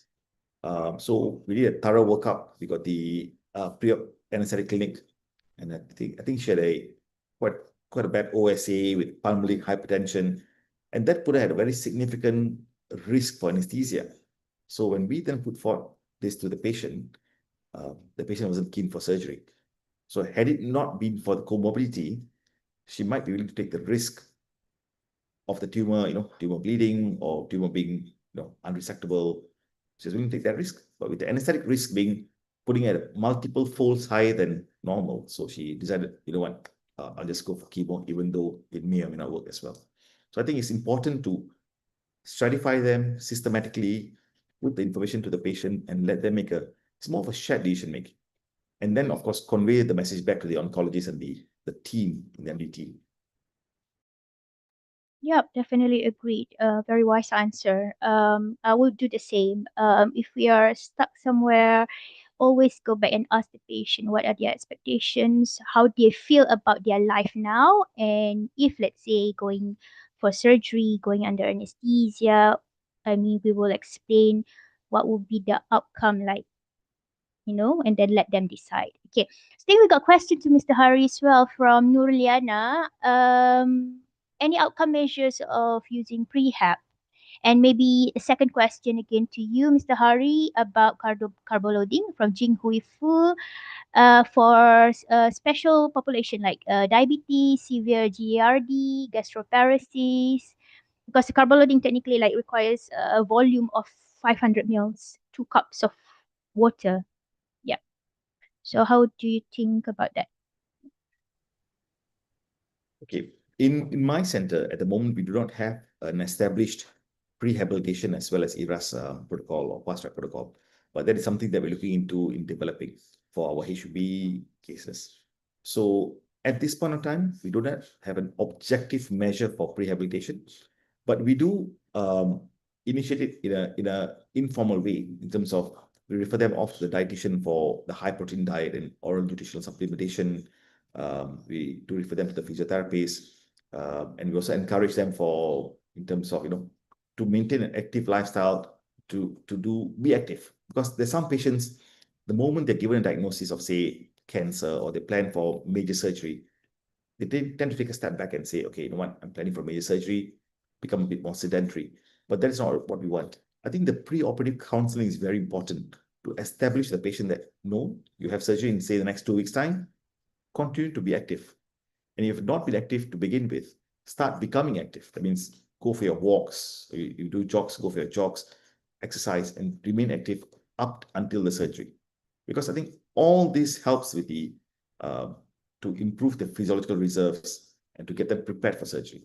It's like going for a marathon. You don't take a month break before the marathon and just rest at home.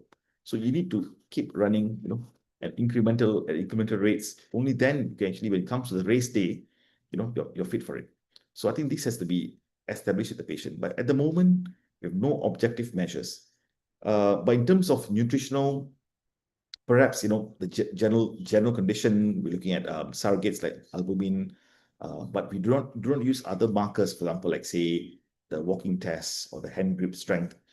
At the moment, we have nothing objective, but this is where we're planning to get our dietitians, the physiotherapists on board to develop a systematic protocol in our center.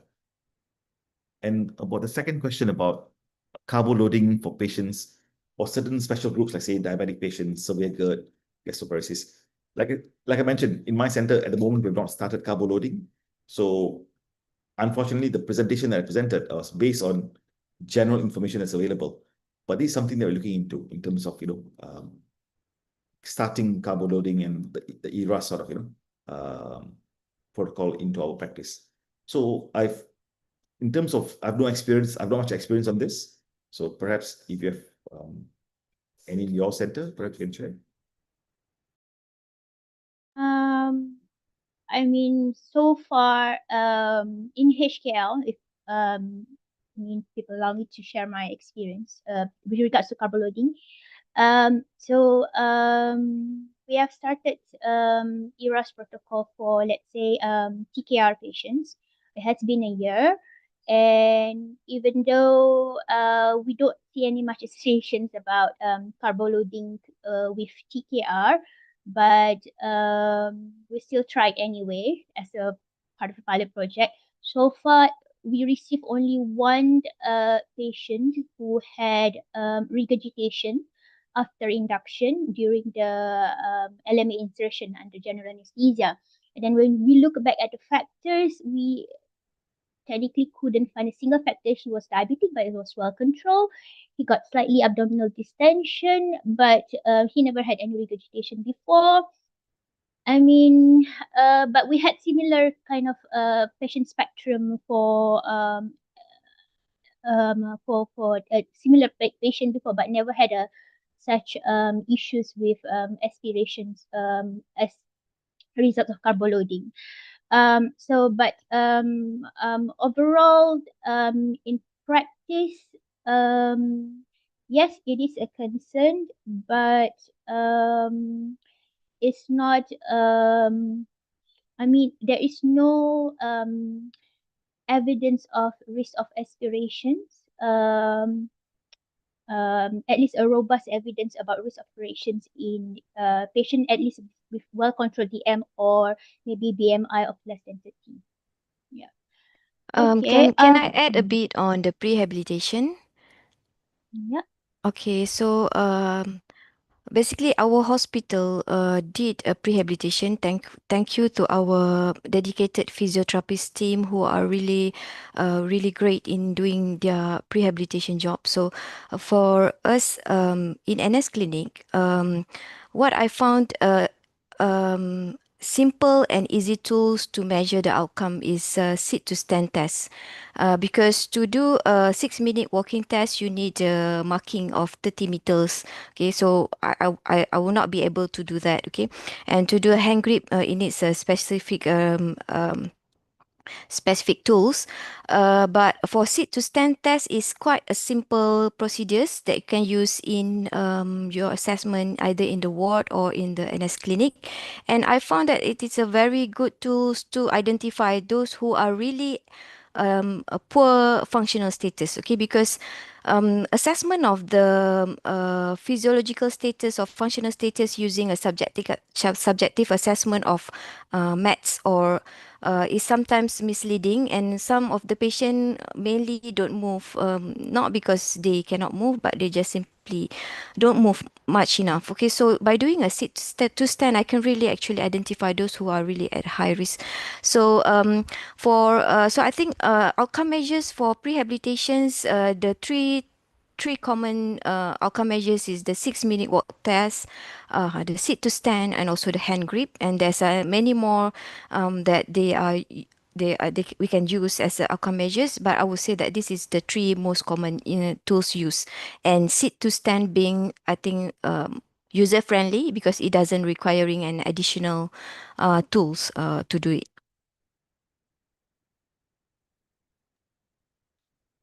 Okay, we are actually almost 12 o'clock. We've got 7 minutes literally from now. I think we should wrap up our questions. Maybe we allow one last questions addressed to again Mr. Hari. It's actually about fluids.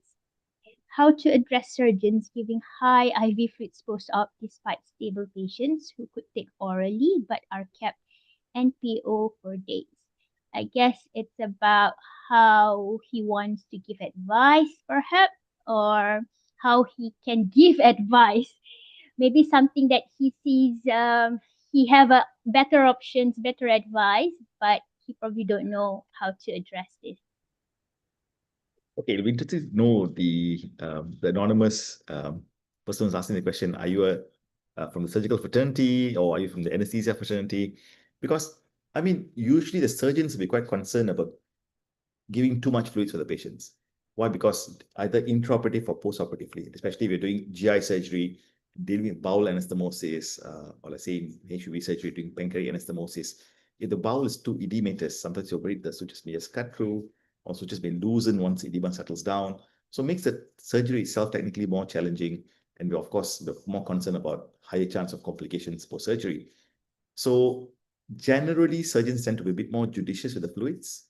So in this scenario that we're given, if you have a surgeon who's giving more fluids than the patient requires, and also keeping the patient fasted for prolonged periods of time when they could actually take already earlier. So, I mean, it's a difficult situation here because end of the day, I think the surgeon knows best what they were dealing with intraoperatively.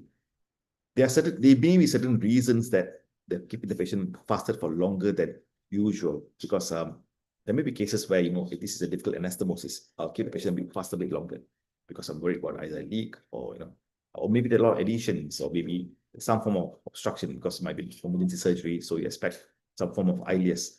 So I think it's important to go back to the primary operating surgeon to find out what are their concerns, right? That's number one. And second thing is, of course, early enteral feeding has benefits. Sometimes there's also a need for like a paradigm shift in mindset as well. So I think this is where training and education comes into play. So the more we expose all our surgeons to, say, the principles of ERAS, then perhaps that will help the shift in mindset. So I hope that answers the question. Yep, I would definitely agree. First, there's always reason for something, and the best way is to speak to the persons who in charge of the case.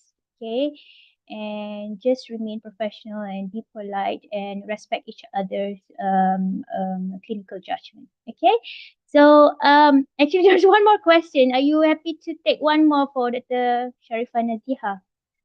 I think you got a fan with Min. Jing commented that 1 year death from vascular 45% and non-vascular 55%. So she wants to ask regarding your thoughts. Why those die from non-vascular more than vascular, perhaps? To be honest, I do not have the answer for this question because actually most of the literature did not actually specify the cause of death. If you look into most of the literature, if I can share my slides again. Um,